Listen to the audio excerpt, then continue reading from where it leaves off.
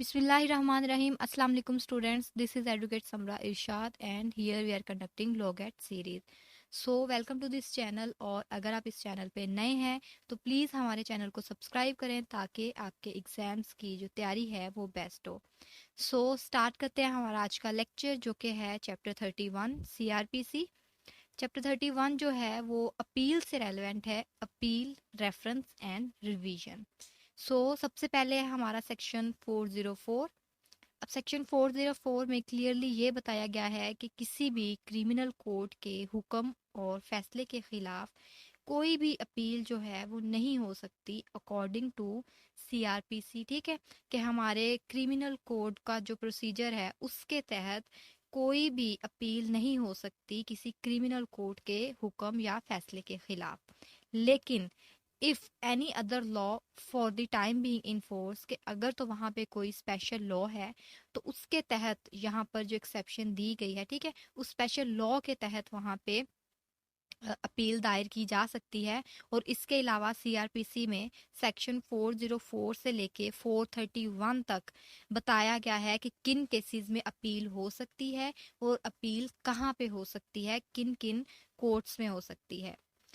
अब सबसे पहले हमारा सेक्शन है 405 कि जब कोई क्रिमिनल कोर्ट दफा 89 के तहत किसी शख्स की जायदाद जब्त करने का हुक्म देती है, अगर तो वो पर्सन जो है जिसके खिलाफ ऑर्डर हुआ है वो एग्रीव्ड पर्सन है, ठीक है, तो वो क्या कर सकता है, for the restoration of his property appeal file कर सकता है। ठीक है, कि अगर जो क्रिमिनल कोर्ट थी उसने उसकी जो जायदाद है वो जब्त करने का ऑर्डर दे दिया है तो वो अपनी उस प्रॉपर्टी के लिए, उसकी रिस्टोरेशन के लिए अपील फाइल कर सकता है अगर वो एग्रीव्ड है। इसके बाद हमारा सेक्शन 406 है appeal from order requiring peace and security.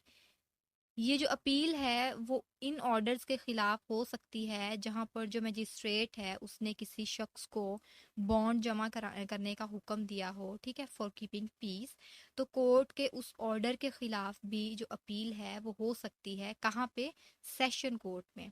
इसके बाद सेक्शन 406 ए है appeal from order rejecting surety, कि अगर मजिस्ट्रेट किसी पर्सन को उसकी जो श्योरिटी है वो एक्सेप्ट ना करे, ठीक है, उसको रिजेक्ट कर दे उसकी ज़मानत को, तो उसके उस फैसले के खिलाफ भी अपील दायर हो सकती है अकॉर्डिंग टू सेक्शन 406 ए।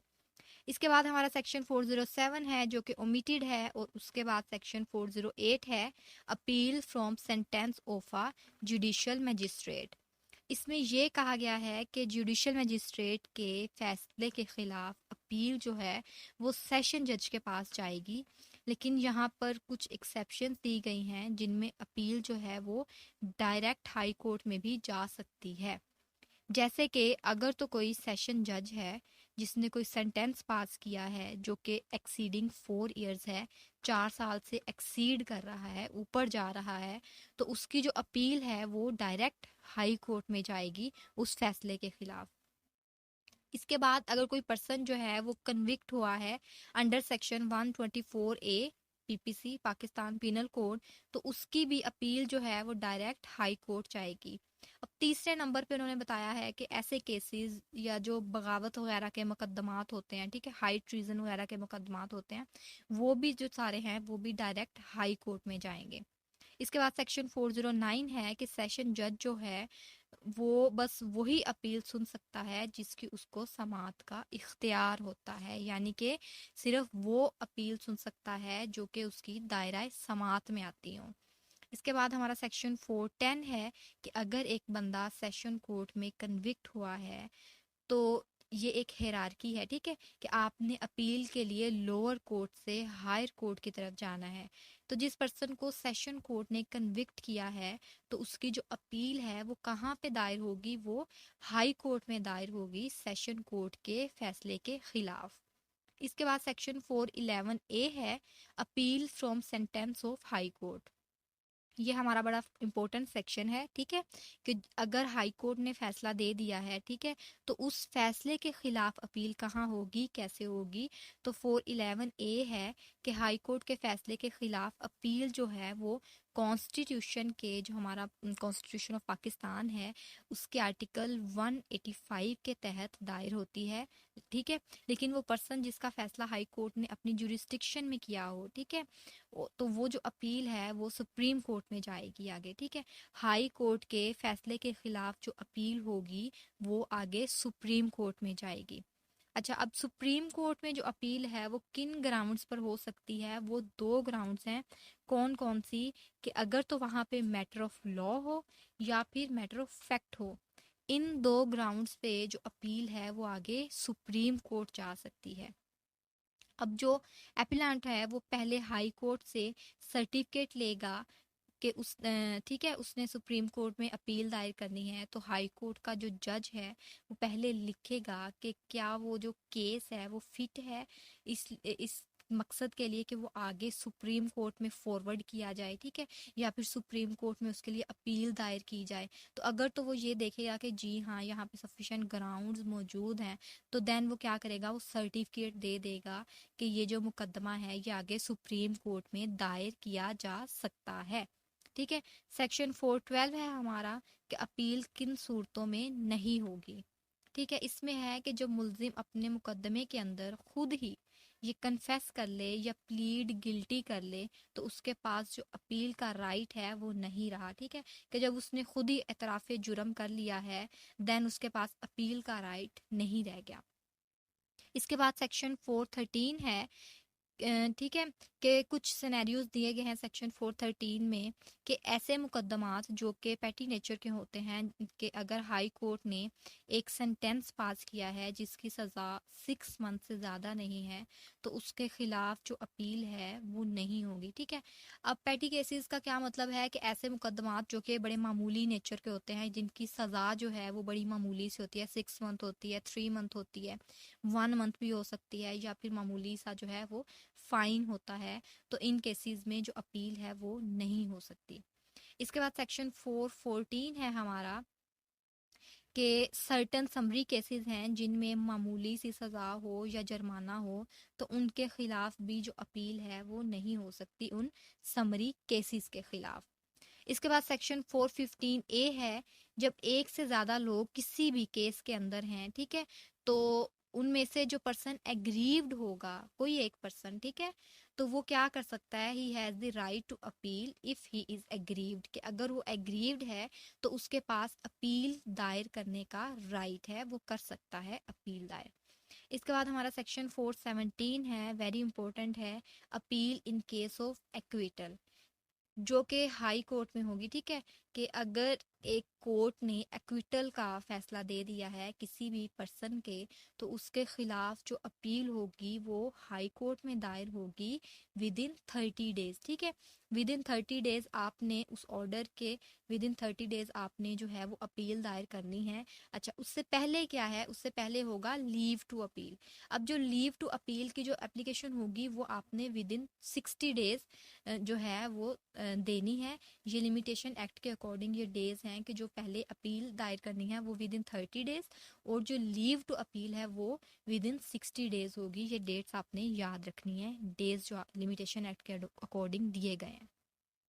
इसके बाद सेक्शन 418 है, ये भी हमारा बहुत इंपॉर्टेंट है कि आप हाई कोर्ट के अंदर अपील जो है वो सिर्फ तब दायर कर सकते हैं जब उसमें दो ग्राउंड्स हों। अब वो दो ग्राउंड्स कौन सी हैं, हमने पहले भी डिस्कस किया है कि एक तो क्वेश्चन ऑफ लॉ है और दूसरा जो है क्वेश्चन ऑफ फैक्ट है। इन दो बेसिस के ऊपर आप डायरेक्ट हाई कोर्ट में जाके अपील दायर कर सकते हैं, अदरवाइज नहीं।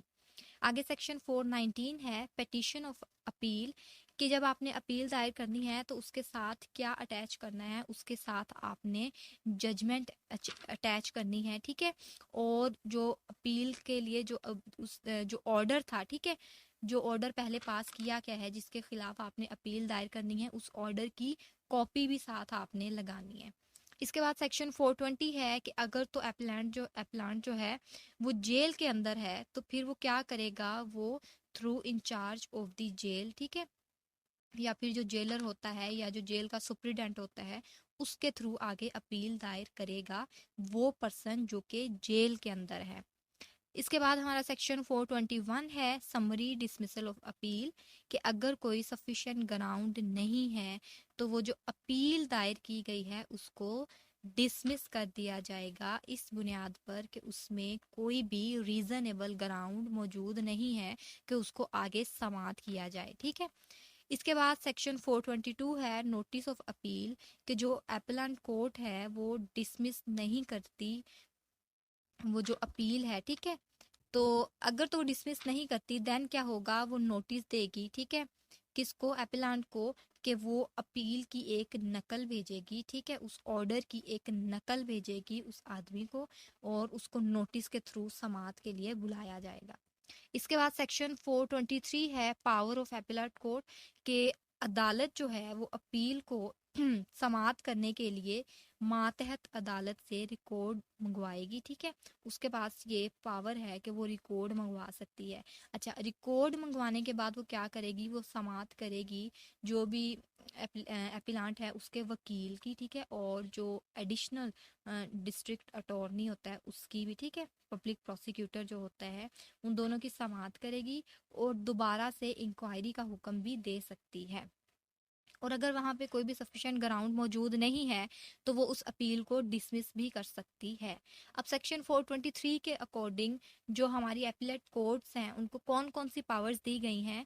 सबसे पहले वो रिवर्स कर सकती है, अगर कोई भी एक्विटल का केस है तो उसको रिवर्स कर सकती है अगर उसके खिलाफ, उस एक्विटल के खिलाफ अपील दायर हुई है, या फिर उस कन्विक्शन को भी रिवर्स कर सकती है। इसके अलावा जो कोर्ट है उसकी पावर है कि वो अमेंडमेंट भी कर सकती है उस ऑर्डर में।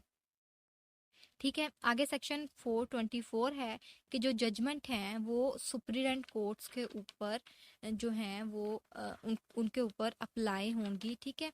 जो भी हायर कोर्ट्स की जजमेंट्स होंगी अदर देन हाई कोर्ट। ठीक है। जो हाई कोर्ट है वो हमारी हायर कोर्ट है।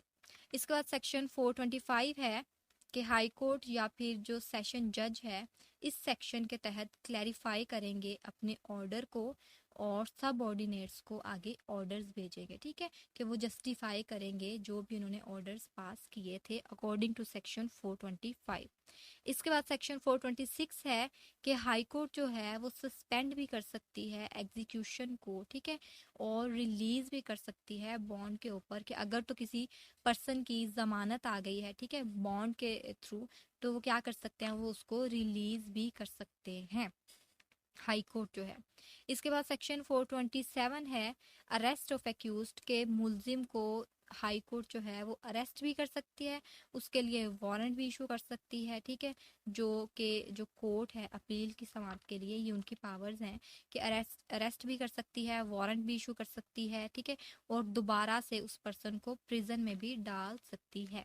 इसके बाद सेक्शन 428 है जिसमें एडिशनल एविडेंसेस जो है वो कोर्ट मंगवा सकती है, ले सकती है। आगे सेक्शन 429 है कि अगर जो कोर्ट ऑफ अपील है, ठीक है, उसके जो जजेस हैं उन सब का जो ओपिनियन है वो डिफरेंट है, ठीक है, वो एक पॉइंट पे नहीं आ रहे, तो देन क्या प्रोसीजर होगा, तो किसी और हाई कोर्ट के जज को कहा जाएगा, ठीक है, उसकी ओपिनियन ली जाएगी, फिर जो वो ओपिनियन देगा उसको फॉलो किया जाएगा। इसके बाद सेक्शन 430 है फाइनलिटी ऑफ ऑर्डर, कि जब कोई ऑर्डर या जजमेंट जो है वो आएगी हाई कोर्ट्स की तरफ से तो उस ऑर्डर को, उस जजमेंट को फाइनल करार दिया जाएगा, वो जजमेंट, वो ऑर्डर फाइनल होगा, उसके ऊपर फिर जो है वो एक्ट किया जाएगा। इसके बाद हमारा लास्ट सेक्शन 431 है अबैटमेंट ऑफ अपील। ठीक है। अबैटमेंट क्या होता है कि डिफीट हो जाना, खत्म हो जाना। अब अपील जो है वो कब खत्म होती है, कब उसकी अबैटमेंट होती है, जब जो पर्सन है, ठीक है, जिसने अपील दायर की थी उसकी डेथ हो जाए, तो क्या होगा, वो जो अपील है वो खत्म हो जाएगी उसकी डेथ की वजह से। लेकिन अगर उसको उस अपील के अकॉर्डिंग अगर उसको कोई फाइन वगैरह किया गया था तो वो जो फाइन है वो मूव ऑन रहेगा, वो फाइन जो है वो जारी रहेगा। लेकिन जो उसकी अपील है, ठीक है, अगर उसको सजा वगैरह दी गई थी तो वो जो है वो खत्म हो जाएगी अगर वो जो पर्सन है वो उसकी डेथ हो जाती है।